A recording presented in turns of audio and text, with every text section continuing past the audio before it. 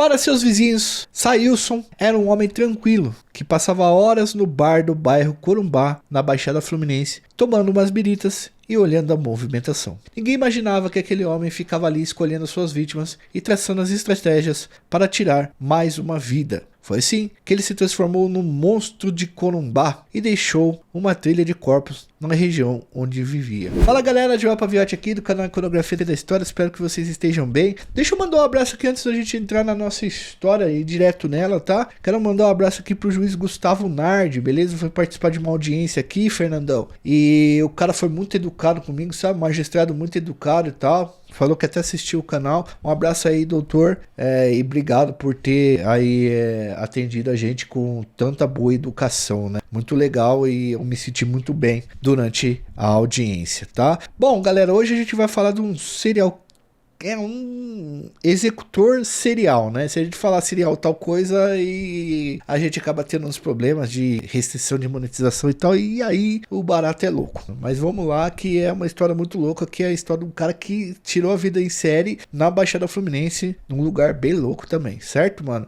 Deixa seu like, se inscreve no canal, ativa o sininho, vamos nessa. Fernandão, roda a vinheta.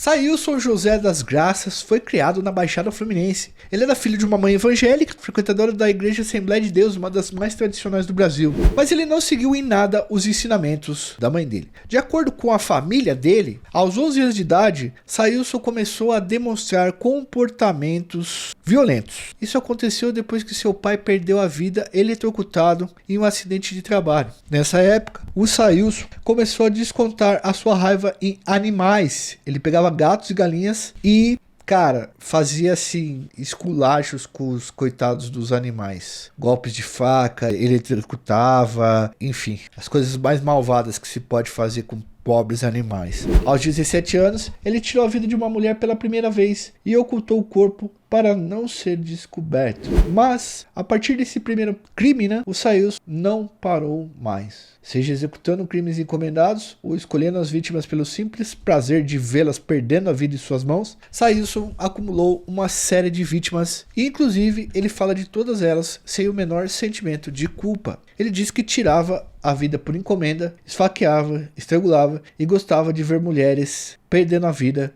com os olhos arregalados. Ao escolher as suas vítimas, ele preferia as mulheres brancas, pois ele dizia que as negras pareciam com as mulheres da sua família, e assim ele nem as tocava. Sailson confessou ter tirado a vida de 43 pessoas entre o ano de 2005 e o ano de 2014, quase 10 anos aí tirando a vida de pessoas. Ele disse não ter nenhum arrependimento dos crimes que cometeu. Conhecido como monstro de Corumbá, ou executor serial da Baixada, Sailson passava horas em um bar do Jardim Corumbá, em Nova Iguaçu, observando quem seria a sua próxima presa. Depois que ele se casou, galera, ele envolveu a sua esposa Cleusa Balbina de Paula em alguns dos seus crimes. Em novembro de 2014, o casal tirou a vida de Paulo Vasconcelos, homem que ficou devendo R$ 40 para a esposa do Sailson. Então depois começaram a tirar a vida em dois, né? Ela então juntou com o Sailson, arquitetou um plano de vingança contra o Paulo Vasconcelos e tirou a vida dele.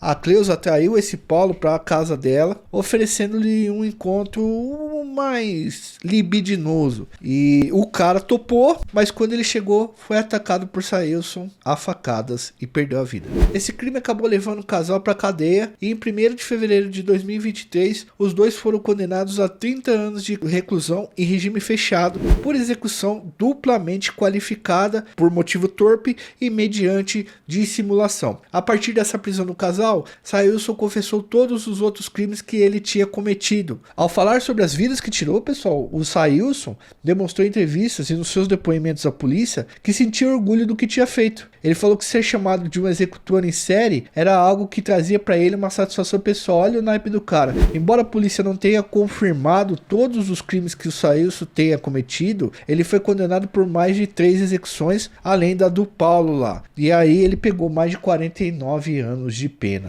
Sailson diz que tirou vidas no bairro de Santa Rita e Corumbá, e que a única vítima que ele enterrou de verdade, que ele tentou esconder, foi a primeira mulher que ele executou em 2005. quando ele tinha apenas 17 anos de idade. Ele afirmou também que uma de suas vítimas resistiu 3 vezes às suas tentativas, tá, de enforcamento. Por isso, ele a deixou escapar. Para a polícia, esse número de vítimas é exagerado, mas há indícios de pelo menos 6 vidas tiradas pelo Sailson, ou pelo menos que ele tentou tirar. Como a Baixada Fluminense tem um alto índice de criminalidade, a polícia tem dificuldade de comprovar todos os crimes, e se foi o Sailson que cometeu todos esses crimes. Na verdade, eu até fico imaginando como que esse cara ele ficou vivo para fazer tantas vítimas assim inocentes, com certos tipos de ação que existem ali na Baixada Fluminense, tá? Que a gente sabe que tem em muitos lugares. Além disso, ele era bastante cuidadoso ao eliminar as suas vítimas. Sailson sempre usava luvas, nunca portava documentos, estudava a rotina das vítimas e verificava se havia câmeras no local e usava facas ou as próprias mãos para executar as suas vítimas, e aí a faca é mais fácil de você sumir com ela. Sailson José foi preso no dia 9 de dezembro de 2014, depois de tirar a vida de uma mulher chamada Fátima Miranda, tá?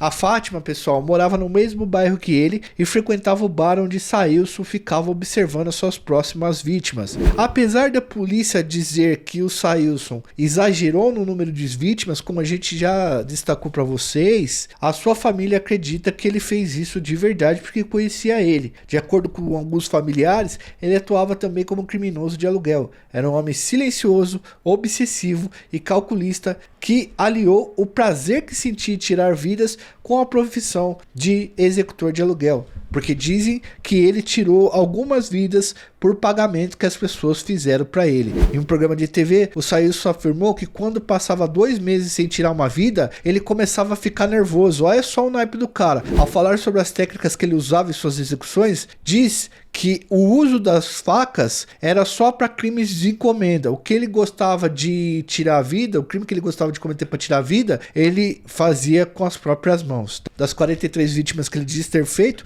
apenas 3 eram homens. Além disso, ele diz ter tirado a vida de um menino de 2 anos. Desse crime, ele disse que se arrependeu, mas precisou cometê-lo porque a criança chorava muito enquanto ele estava tirando a vida da mãe da criança, velho. Olha essa ideia do maluco. Todas as demais vidas que ele tirou, Sailson diz ser de mulheres brancas que lhe enchiam de prazer ao perder lentamente a vida em suas mãos, mano. O maluco disse isso. Sailson fazia uso de pó junto com a sua companheira, essa tal de Cleusa que foi presa com ele, tá? Na casa do Sailson, ela se reunia, ela, ele mais um amigo, e eles consumiam substâncias ilegais e ficavam lá ficando doidão, tá? No dia que finalmente foram detidos pela polícia, o Sailson e a Cleusa arrumavam as malas para fugir e foram levados pela polícia, enquanto os moradores do bairro pediam que a população batesse e executasse os dois ali mesmo. Dentro da casa onde Sailson vivia com Cleusa, havia uma pequena quantidade de pó e máscaras ninjas. A família de Sailson afirma que já suspeitava de seus crimes, mas que não denunciava porque tinham medo